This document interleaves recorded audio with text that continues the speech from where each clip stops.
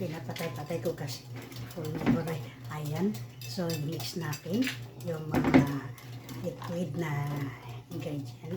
So, dito tayo ngayon, sit aside muna natin. Dito tayo ngayon sa dry na ingredients. Ayan. Magano tayo ng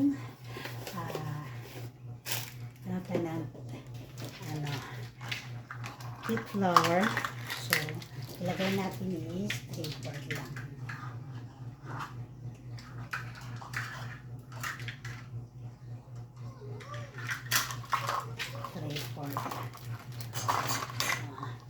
Yan. Punasan natin yung 3/4. Yung mga dry, salain natin ng 3 pieces. Okay.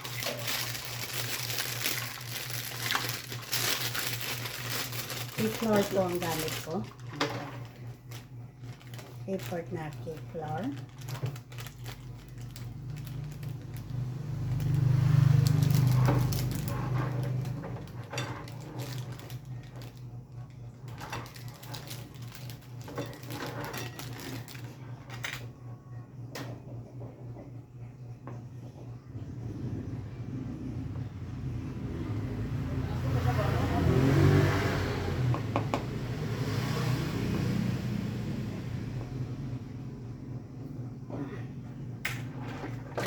Na cake flour.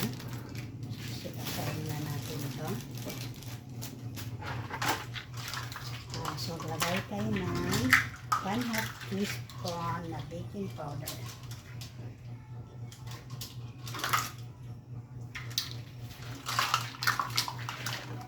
Salain din natin yan. Ang gamit ko po na baking powder, maganda sa cake ay kalunit. Kalunit po.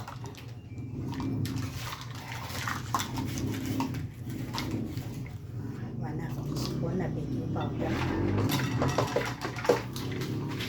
Set aside. So, i-mix natin ito. Ang 3 pieces. Para smooth po ang niya.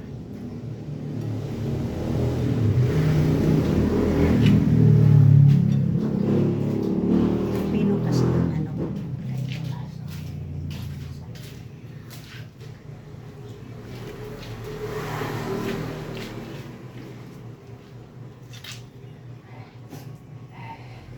Pino yung salaan ko, pinong-pino. Ano pong purpose natin na salain? Para po smooth ang ating cake.